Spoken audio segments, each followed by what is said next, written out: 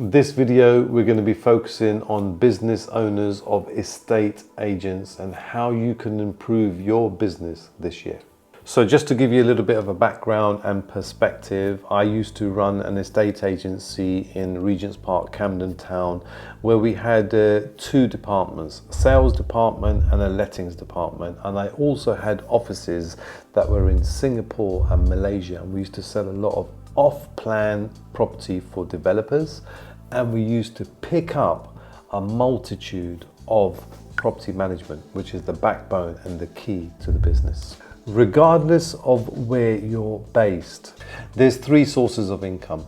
One is sales, second is lettings, and the third is property management. Many agents, as part of their strategy, will focus on sales. And whilst we're in a busy sales market, this is all fair and well. But once there's high interest rate and a slowdown in the market, that means that there's less sales, but your overheads remain the same. The number one strategy that I had in my business was to increase my management portfolio. And the reason for that is it's what I call a recurring income. The more properties that we have under our management portfolio, the more fixed income we have. We've got two things: fixed overheads and fixed income.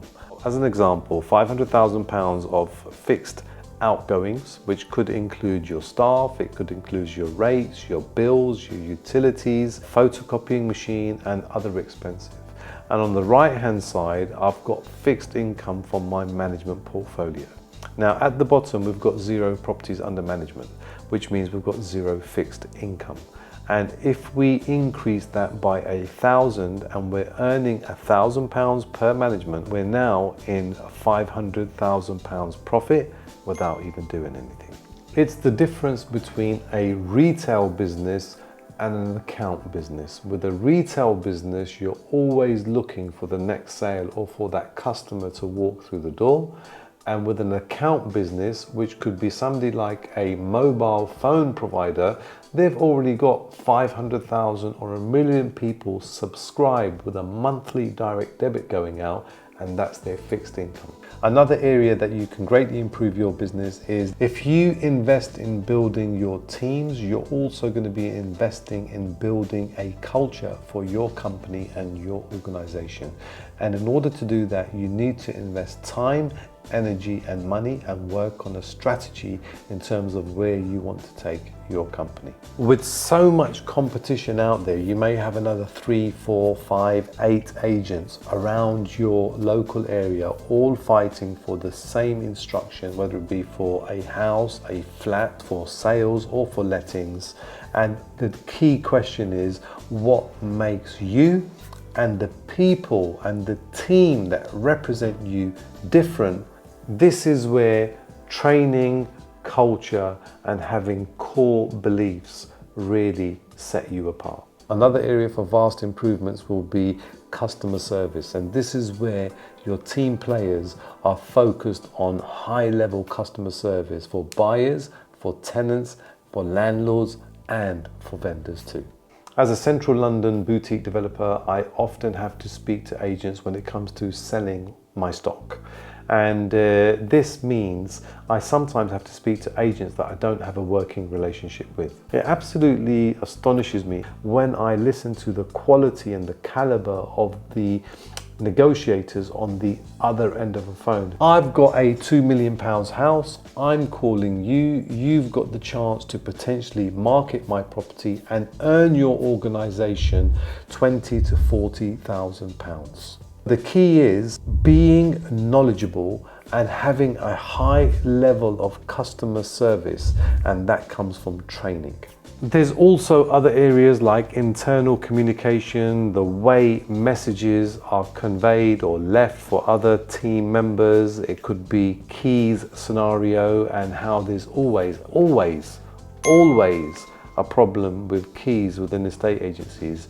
There's only been a few estate agencies that I've worked with where I've got a key system in place that runs so smoothly with people logging in, logging out and following the procedures and exactly what they're supposed to do. One thing that really gets on my nerves is when an estate agent answers the phone And upon saying bye-bye, they actually slammed the phone down on me.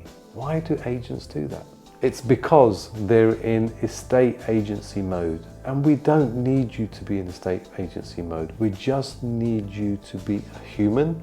We need you to be approachable, and we need you to offer a personalized service to whoever you're talking to. But this comes with training. And ultimately, the responsibility is not on the negotiators.